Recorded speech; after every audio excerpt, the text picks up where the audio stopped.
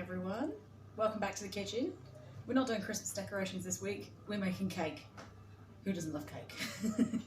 And I make this cake in copious amounts every year. It's one of my better cakes. People seem to quite like it, hence why I end up making so much of it every year. It's more of an autumnal cake that I tend to go for, but people have been asking for the recipe, so here's a video on how to make it. Now it's essentially a carrot cake, but made with pumpkin instead. Any of you who watched the garden video earlier in the year, I didn't get much off my pumpkins, but I got this. One pumpkin between 4 plants, not bad, not bad. So it does use quite a lot of ingredients. They're kind of scattered everywhere at the moment. It all looks very, very messy. Just like a carrot cake, the pumpkin needs to be grated to go in the cake, which is really hard work. So what I tend to do is buy one of those really big pumpkins from the supermarket, sort of, you know, Halloween time when they're available, chop it up, and then I chuck the whole thing into a food processor and grate the entire lot, and then bag it up into the weights that I need for individual cakes, and then freeze it all, which doesn't look very glamorous when it comes out. It ends up quite watery. That's not a problem. I usually just pour some of the water back into the sink before I chuck it into the cake, but it does work really well. I actually think it works better than carrot. There's something about the sort of moisture you get from the cake out of the pumpkin. Yeah, I think it's better. So that is more autumnal. I mean, carrot's a winter veg, and this is an autumn cake, so pumpkin. Equally, you could use squash, butternut squash, courgette might even work. You can use courgette in cake. I don't know. Try stuff out, see what happens. So we're going to start off by sieving the dry ingredients into the bowl. And you need 230 grams of self-raising flour. You then also need a tablespoon of baking powder, teaspoon and a half of cinnamon. Don't put a tablespoon of cinnamon in your cake, you might die. Then you need half a teaspoon of mixed spice, and then another half teaspoon of ground ginger. I usually have a tiny bit more than that, just for that extra spicy kind of kick to it. Depends on your taste, really. If you don't like any of that combination of ingredients, you can actually just leave them out of the cake, it's fine. But they all need to be sieved into the bowl, so I'm going to do that.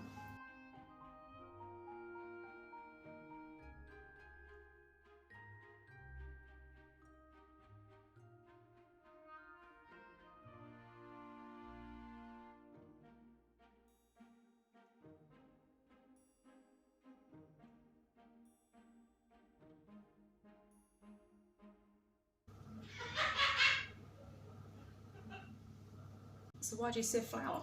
Well, supposedly it gives you a better rise on the cake. I've never had trouble with the rise on this cake, whether or not I've sieved the flour, so entirely up to you whether or not you want to do it, I suppose. It does make quite a mess, sieving flour, it just sort of goes everywhere, but entirely up to you. It does, however, mean that you can smell the spices really, really well, and that is such a good smell, especially the ginger. Very good, very good. So what we need to add to this now is the sugar. So for that you need, I'm looking at the recipe, I don't know it off by heart, so I'm going to be reading out of notebook a lot, so deal with that. 230 grams of light muscovado sugar. If you can't get light muscovado sugar, I have used golden caster before and that worked as well, so that's totally fine as well. And then you also add all of your extra sort of ingredients after that and mix it all in together in the bowl. So you need, well, orange zest is the better of the two, but I have these lemons that are looking a bit past it, so I'm going to use those instead. It's alright using lemon, it's not nearly as good as orange in my opinion. I think the orange is much, much better. So you need the orange zest, and then I tend to put a little bit of the juice in it as well. Again, it adds that moisture to the cake, it's delicious. You can also add other things to it. I'm going to put pecans and dates in this one, which is a delicious combination. They need to be chopped up and thrown into the mixture. You can also put sort of raisins, or, well, actually that sort of mixture of raisins and candied peel and stuff is quite good in this cake. Alternatively, you don't have to put any of it in there at all if you're anything like my sister, she hates raisins and fruit and all sorts, so just don't put any of it in the cake. She probably won't eat this one because it's going to have lots of stuff in it. That's okay, more for us. This is also when you'll add your grated pumpkin in and then just sort of combine it until it's all evenly mixed. Obviously, if you're using zest in your cake, get unwaxed fruit. Nobody wants to eat waxed cake, that's disgusting.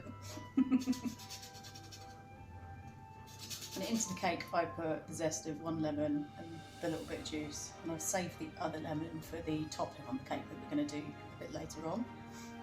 So I've thrown everything in the bowl.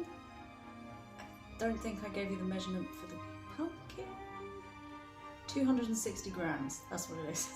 It's because I pre-do it, I never think about it. 260 grams of pumpkin goes in here as well. I've drained all of the excess water out of the bag. There was quite a bit in there this time.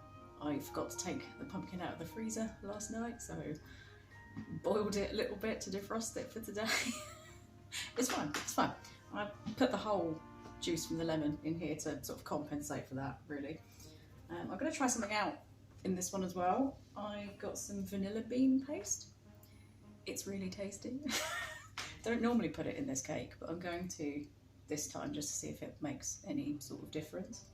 So I'm going to put a teaspoon of that in there. It's quite pricey stuff, but I needed it for biscuits one year, and after I made the biscuits with it in, I was like, well, I'm never going to use essence again because this stuff is brilliant. Oh, and the dates and pecans, I mean, when you add stuff to the cake, it's normally roughly 100 grams of extra ingredients into there, but I've probably put a bit more than that. It's fine, as long as it's not like completely overloaded the mix, it should still bake perfectly fine. So now that almost everything is in there, just combine it until it's all thoroughly mixed. So once you've done that, you now add the wet ingredients, which is sunflower oil and eggs. So you need 3 of the eggs, medium sort of size, and then you also need, it's 155 millilitres of oil, which looks like a lot when you're pouring it in, but and it makes the batter look really terrible. But it works, it's fine. You put the same sort of amount again in carrot cake. It just looks ghastly when you make it for the first time and you think, what have I done to this cake?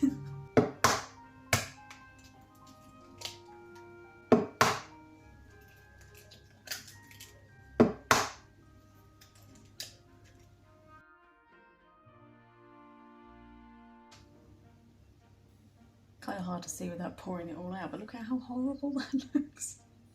I promise you this is a delicious cake when it's finished. So once you've got all that in there, just mix it up. Doesn't matter if you beat the living daylights out of it, you're probably not going to knock any air out of this mix.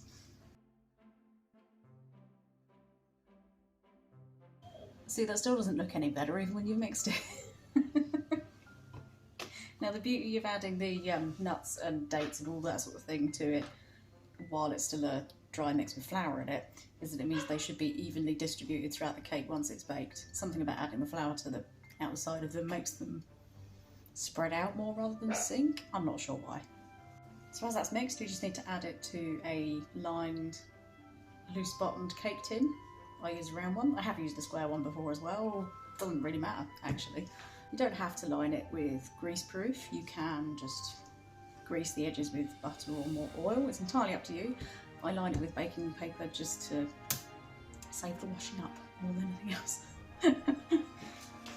So let's pour that in.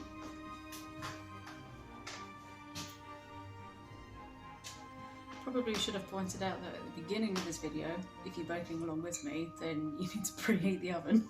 It needs to be 180 degrees or 160 if you're using a fan oven. Gas Mark 4, I think that is in. That's what I've got written down anyway. I'm pretty sure I had to convert that to figure that out.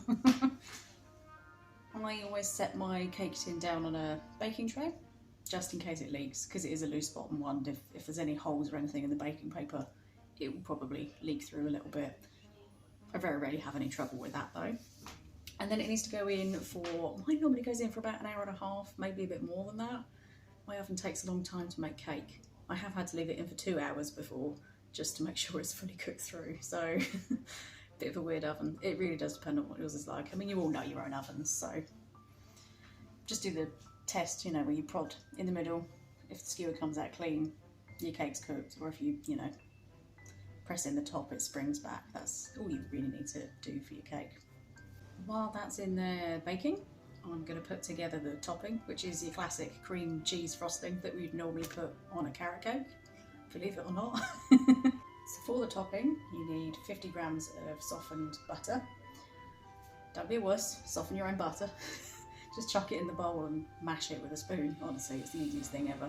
You can do it with a hand blender. In fact, you can do the whole of this topping with a hand blender if you want. I literally just do it with a spoon. It's so easy. So on top of the 50 grams of butter, you need 200 grams of full fat cream cheese, 100 grams of icing sugar, and then obviously I've got zest of an orange written down, zest of a lemon in this case, and a little bit of the juice as well.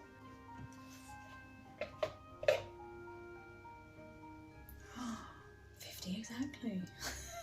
Can you tell I've done this cake quite a few times?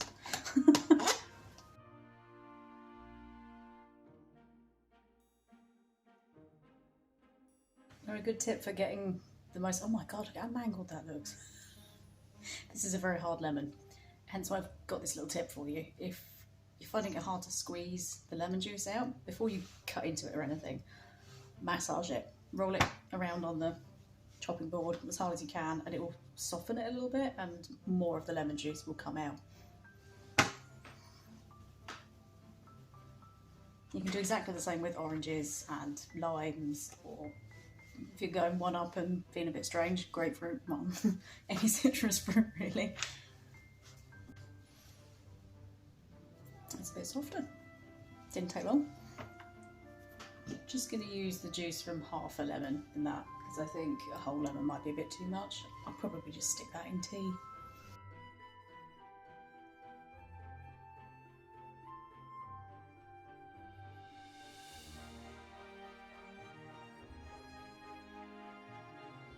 So when you've added all your ingredients to the topping, literally just mix it up with a spoon, or, you know, hand mixer, whatever you want to use.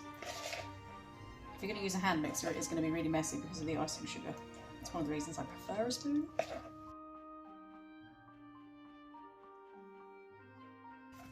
It's looking good.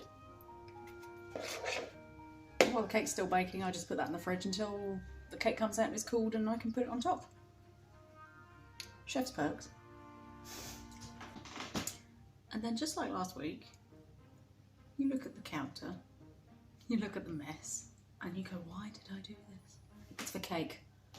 It's for cake, people. It's a good cause. Da, da, da, da, da, da. One cake. Smells amazing. The whole house smells of cake. It's brilliant. It's quite dark. I did have to leave it in there for an hour and 45 rather than an hour and a half. But I think it baked a bit better than my last one, so that's good news. Now it's waiting for its topping, but it is still very, very hot. Never put your toppings on your cakes while it's still hot because it will just melt everywhere. It's probably going to take a while to cool down. I won't be able to do it until this evening, and I need to edit this video, so I'm going to just add a photo at the end, what it looks like when it's finished. But essentially you just chuck the cream cheese frosting on the top and spread it around a little bit.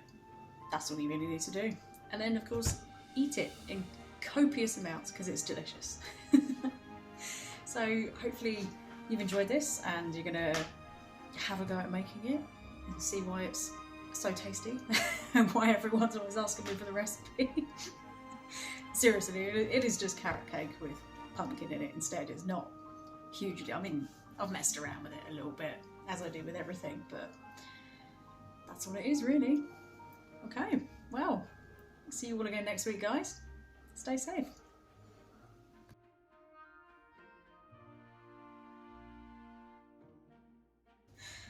So